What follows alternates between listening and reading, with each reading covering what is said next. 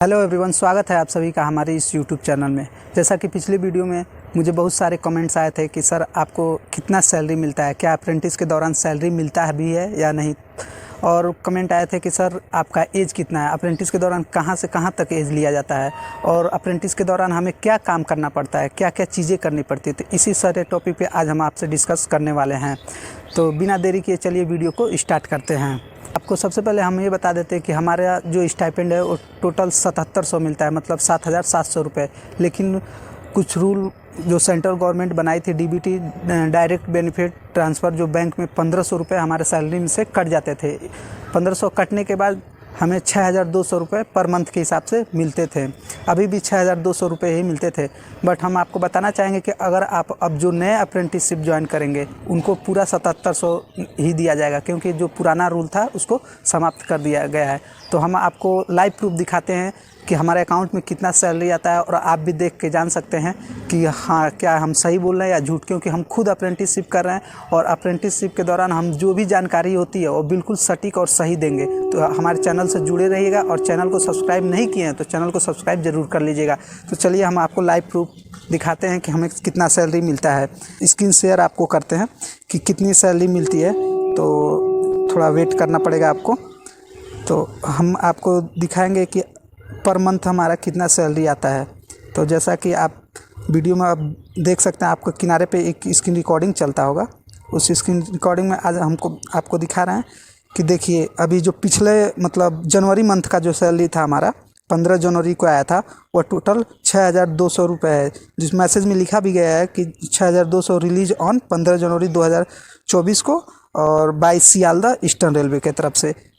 और इसका हम आपको जूम करके भी थोड़ा अच्छे तरीके से दिखाना चाहेंगे कि आपको पूरा अच्छे तरह से दिख सके। तो जैसा कि आप देख सकते होंगे, ये जो हमारा सैलरी है पिछले मंथ मतलब जनवरी महीने का ही है। तो ये था कुछ हमारा सैलरी के बारे में। और अब हम आपको एज के बारे में बताना चाहेंगे। तो आपको हम बता देंगे कि अप्रेंटिस के लिए आपका एज मिनिमम 15 साल होना चाहिए और मैक्सिमम 24 साल होना चाहिए जनरल के लिए। अगर आप ओबीसी हैं तो आपको एज में 3 साल के लिए छूट मिल जाएगा, और यदि आप एससी या एसटी कैंडिडेट हैं तो आपको एज में टोटल पूरे 5 साल का छूट मिलता है। तो ये तो रहा एज के बारे में। अब जो तीसरा पॉइंट आया था, तीसरा कमेंट हमारे पास आया था, वो था कि सर क्या काम करना पड़ता है। तो हम आपको बता देंगे कि यदि आपका ट्रेड फिटर है, इलेक्ट्रीशियन है, मैकेनिकल है, एक क्लियर नहीं है कि आपको ट्रेड के ही अनुसार काम दिया जाएगा। आप फिटर्स हैं तो आपको इलेक्ट्रिक का भी कार्य करना पड़ सकता है। अगर आप इलेक्ट्रिक हैं तो फिटर का, मैकेनिकल का भी काम करना पड़ सकता है। तो हम ये नहीं बता सकते हैं कि आपको एग्जैक्ट यही काम मिलेगा। हाँ, जो भी काम मिलेगा वो रेलवे से रिलेटेड ही रहेगा, कि मतलब वो रेलवे जैसे आपको वर्कशॉप में मिल गया, जैसे मुझे भी खुद वर्कशॉप में काम मिला है तो मैं वर्कशॉप में ही काम करता हूँ। किसी किसी को क्या होगा कि पिट लाइन में काम मिल जाएगा, उसमें पर डे गाड़ी को मेंटेन करना पड़ता है, चेक करना पड़ता है। तो उसमें भी सेम यही कंडीशन होता है कि पार्ट वाइज मैकेनिकल वाला अलग रहेगा, इलेक्ट्रिकल वाला अलग रहेगा, सबका काम अलग अलग तरह से किया जाता है। तो ये तो हो गया काम के बारे में।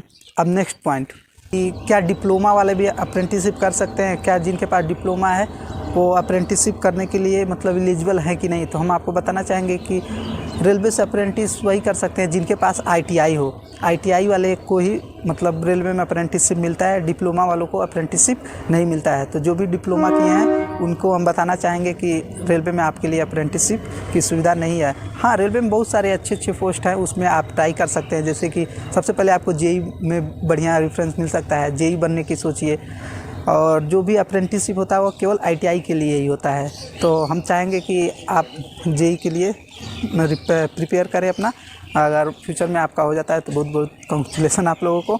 और जो भी अप्रेंटिसशिप की वैकेंसी है वो आईटीआई वालों के लिए ही रहता है। और अगर एक कमेंट और आया था कि सर आईटीआई का वैकेंसी आएगा तो हमें पता कैसे चलेगा कि आईटीआई से रिलेटेड अप्रेंटिसशिप इस जोन का आया है और इस जोन का नहीं आया।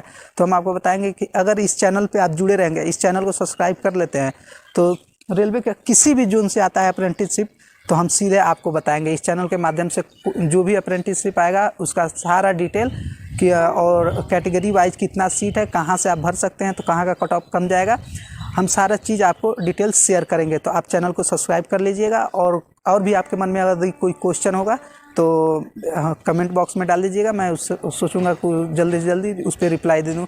वैसे भी आप मेरा कमेंट बॉक्स चेक कर सकते हैं, मैं सबका रिप्लाई देता हूँ जो भी हो, ताकि किसी बच्चे को प्रॉब्लम ना हो। तो मिलते हैं नेक्स्ट वीडियो में। Thank you.